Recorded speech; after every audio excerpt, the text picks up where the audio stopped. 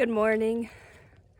I have something to tell you, but you have to promise not to freak out. I have zero overnight backpacking experience. Now, I've been camping before. I grew up going camping. However, I haven't stayed overnight by myself in a tent on a trail. I have not used my sleeping system at all. I've not slept in my tent. I haven't slept on my sleeping pad.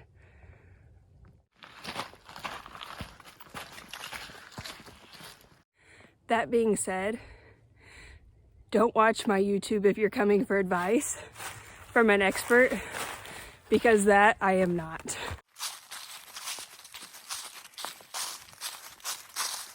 If you'd like to subscribe to someone with lots of knowledge about thru hiking, you can go over to Homemade Wanderlust and follow Dixie. She is full of knowledge.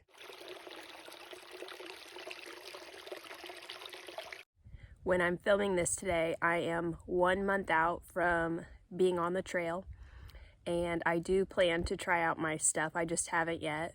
It's been killing my mom. Every time I see her, she's like, "Have you tried out your tent yet? Are you gonna sleep in your tent?" Now, people with zero backpacking experience and zero experience camping overnight or with their sleep system or tent, like, they've done the trail and they've been successful.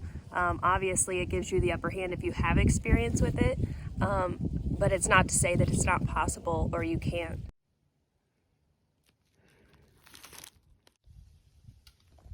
My friends have asked if I'm nervous, and I don't think I'm nervous like in a afraid of dangerous things way, but some things that I've been thinking about are, will I finish the trail in time to be back for the new school year?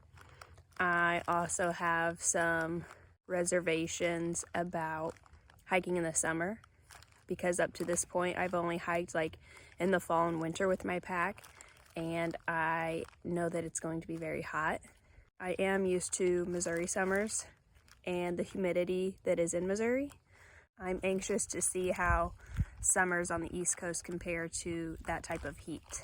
I think something nerve-wracking to come across would be a rattlesnake. I know a lot of people are anxious or afraid that I'm going to encounter a bear, which I may, but I would be more fearful of coming across a rattlesnake.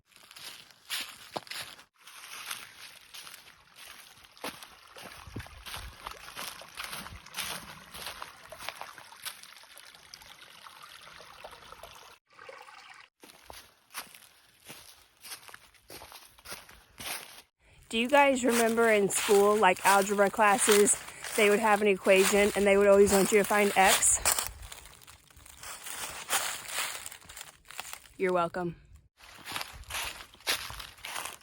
In other news, I was accepted into the YouTube partnership program, which basically means that I can monetize my videos now. So any money that comes from those ads, I'm hoping to put towards my thru hike. Good morning. Happy Super Bowl Sunday. I am rooting for the Chiefs. I'm a Missouri girl, so I'm hoping that they win today. Today I'm going to show you how I'm going to set up my tent. This will be the third time I have set it up.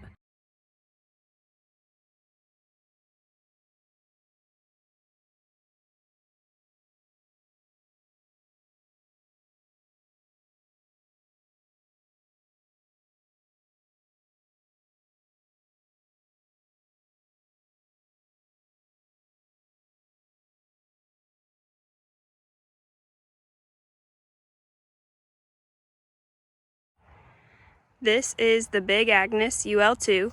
It's considered a 2-person tent, but it's perfect for 1 person with a sleeping pad and pack. This that's on top of it is the rainfly, and so that can come off, and I'll show you what that looks like. This is what the tent looks like without the rainfly, and so in the summer you can have the breeze from the mesh and have an open top.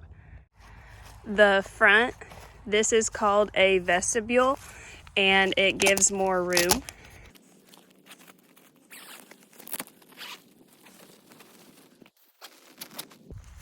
This gets folded up, I'll show you. So if you want your vestibule folded up, you can, and it attaches here. What that allows you to do is, say I was in my tent and the vestibule was closed, it gives you a dry area for your pack. So this tent has a front entrance. This is what it looks like on the inside. In this type of tent, people sleep with their head this way because, as you see when I rise up, my head touches the top of the ceiling. So right here, my head is touching. And so if I wake up and I sit up, my head is touching the top of the tent. So when you sleep, your head will be on the front entrance right here. My sleeping pad is the Thermarest Neo Air. It's the standard size, not the wide version.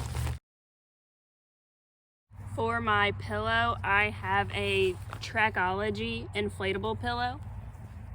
And so for this, you just blow it up on the back side. For the pillow, it has this elastic band. That way you can put it around your sleeping pad so it won't move. For my sleeping bag, I have the Enlightened Equipment Revelation quilt. It's a 20-degree bag and it's down.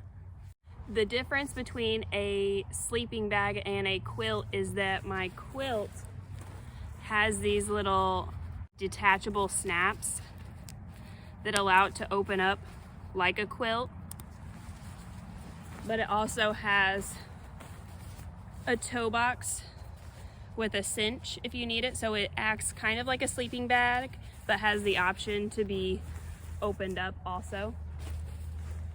These little clasps are great because they can go around your sleeping pad to help this stay in place if you want to, or you can remove them and again have like the blanket type quilt experience. But it has those all down through here. It has the snap, a zipper to the toe box, and the elastic bottom so you can cinch it closed and act like a sleeping bag would.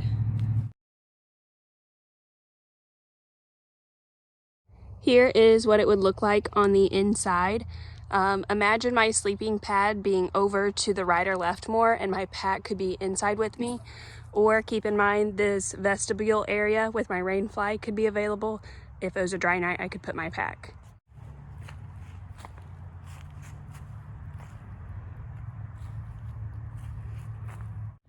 One thing that I forgot to note when I was setting up my tent is that I do have a footprint for it. I just didn't set it down today. I didn't bring it outside with me. So below the tent would be a footprint. Thanks for watching.